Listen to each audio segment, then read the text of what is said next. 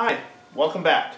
So, what we're going to do today is I'm going to talk about the second episode in a series on an introduction to the pottery wheel and centering, opening. Today we're going to talk about throwing, kind of where our hands need to be, talking a little bit about taking this piece of clay and transforming it into a 4 to 6 inch cylinder. I'm going to pick up where I left off with the last video.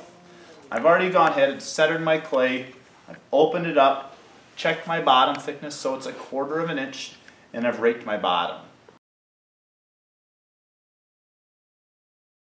We're going to start talking about pulling. And an important note for all you beginners, make sure that I have this all set up and it's centered before I start pulling actually. If I start pulling when it's off like this, I'm going to run into a lot of problems. So, as long as this is centered and ready to go, I'm ready to start pulling. So, as a right-handed thrower, I really have to just double check that my wheel is going in that counterclockwise motion. And because I'm a right-hand dominant thrower, I'm going to show you how to do this from my point of view. The big things I want to outline, this is 12 o'clock, 3 o'clock, 6 o'clock, and 9 o'clock. Now I'm going to switch a lot of what I was doing before from my left side to my right side. And this area, right here, this quadrant is where I want to be. Smiley face. This area out here, from 6 to about 3 o'clock, sad face. I don't want to be here.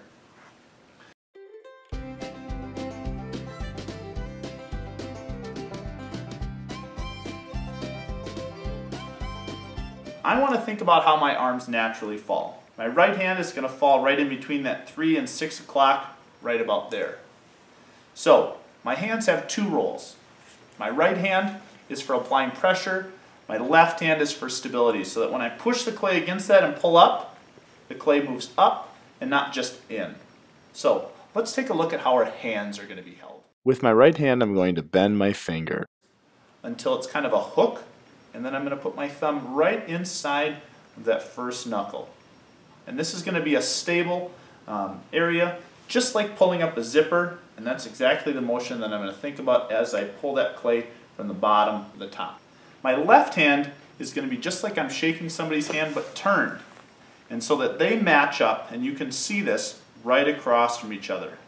I should be able to take a ruler and put it right across my knuckles here and go right across those knuckles, so that when I pull up, they're right across from each other. Now, one thing I also want to make sure that my hands are across from each other this way. Not only this way, but this way. So that when I'm pulling up, they're equal. A lot of the times, one big problem is that as I start pulling, this happens. Where my inside hand starts to go back and my pots go like this. They start to open up into a bowl shape.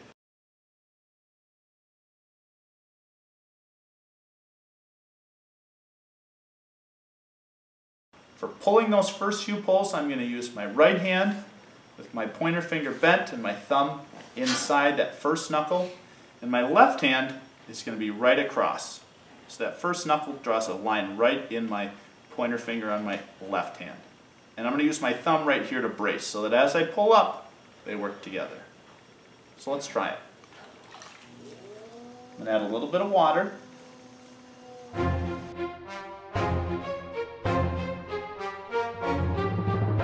Let's talk about wheel speed too. Now if I'm going really fast, clay is going to stretch and move faster, but it's going to also go towards the outside.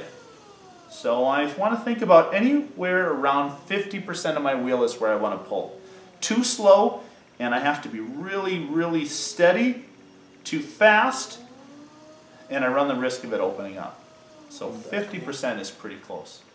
So my first pull is going to look like this. Me pushing against my inside hand, and my one finger is not just here, all of my fingers are.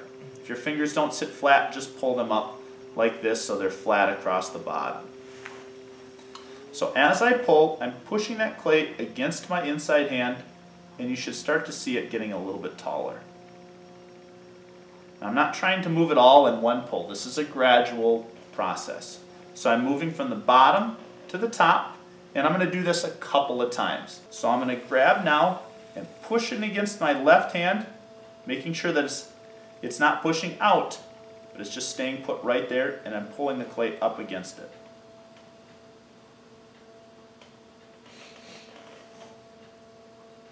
And as you can see, my pot's probably grown about 1 to 2 inches. Now, if I cut this pot in half, which I'm going to do, you're going to see a lot of clay left down here in the bottom. We're going to call that the foot area. And this is what I really want to tackle and get rid of that so that I can get more height out of my pot.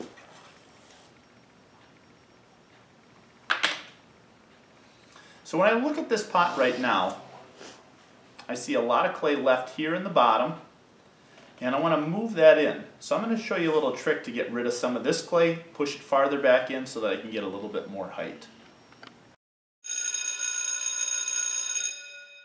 So here's what I'm going to do. I'm going to first take my finger and I'm going to make a small little groove at the bottom. And I just removed a little bit of clay down here. And the second thing I'm going to do is I'm going to take my left hand and I'm going to push. And as you can see, as I push out, kind of bellies out right down there. So what I've done is I push that clay out. I'm going to get underneath of that and pull it up, and I'm going to thin it out even more. This time, however, I want a little bit more control. So I'm going to group my fingers all together just like this. Pushing all my fingers together and then putting my thumb right in contact with my middle finger. And I'm going to pull with this pad area where my fingerprint is. So that's going to go against the side, still in that same kind of 3 to 6 o'clock area, so that I'm pulling up. This is just like I'm snapping my fingers. So if you can snap your fingers, you can go ahead and pull just like this. So my left hand goes on the inside, my right hand goes on the outside, and I'm slowly moving and thinning this out. That's really all throwing is just thinning the clay. Adding a little water to the rim, and then as I pull, I'm going to push against that hand, and if my inside hand moves in, that's not a problem. Now I've gotten a little uneven up at the top. Here's a little trick I want to show you. This is called compressing the rim, where I'm going to take 2 fingers from my left hand, and they're just going to hold the pot from warping, and then I'm going to push down with my right hand and flatten that a little bit. Now I think I talked about one problem in the beginning about having a thin side and a thick side, and as you can see right now there is a noticeable thickness difference from here to here. And if I looked at it from the side, you might even see that this is a little bit taller than this area. And that's probably more because my piece of clay wasn't centered completely and my centered hole was. So they're working a little bit in opposite of each other. So, am I going to be able to pull this clay 8 inches with the amount of clay that I have? No. Am I going to be able to maybe get a little bit taller? Absolutely. Now my height for most people would think I can pull it from the top. It's the closest, I can access it the best, but really the bottom is where all the clay is. So I'm going to go ahead and do one more pull from the bottom. My left hand inside, my right hand on the outside, and I'm going to push against that inside hand. Now if at any time I feel this clay being floppy, I can always just stop, remove my hands this way, and go back once I'm balanced again. It's getting floppy because it's pretty thin and it also is pretty soft clay. And as you can see, it's very, very subtle, but my wheel speed is slowed down, maybe somewhere around 20 to 30% of the wheel too. So this is really my final cylinder. It's wide enough for my hand to fit in so that I can operate this and pull nice and even. And one thing too, if you look really close, you can see all these little like rings stacked on top of each other. That shows my hand is going at a nice pace from the bottom to the top. I'm going to go ahead and use a rib right here, and this rib is just going to clean off all the slip so that I can show you something. If my hands go at a nice even pace, they'll look like just stacked coins on top of each other. And that means whatever I'm doing to one side of the pot, I'm doing to all sides of the pot. Now if I go really fast, it may kind of look cool, but I'm really only pushing here and up here. And this is where I'm going to get a little bit uneven thickness in my pot. So let's go ahead and cut this in half and take a look at it.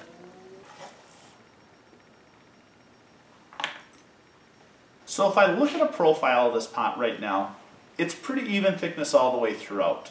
I'm going to always notice a little bit thicker clay down here because it needs a strong foundation to be able to support the weight as it moves up. It's a little floppy, but it's a little soft too, lots of water. This is a pretty good cylinder. Nice even thickness all the way throughout. Has a nice line that goes from the bottom to the top, and it doesn't stretch out too much at the top. This is not so much like a bowl that's flared out, but in the end a pretty good cylinder.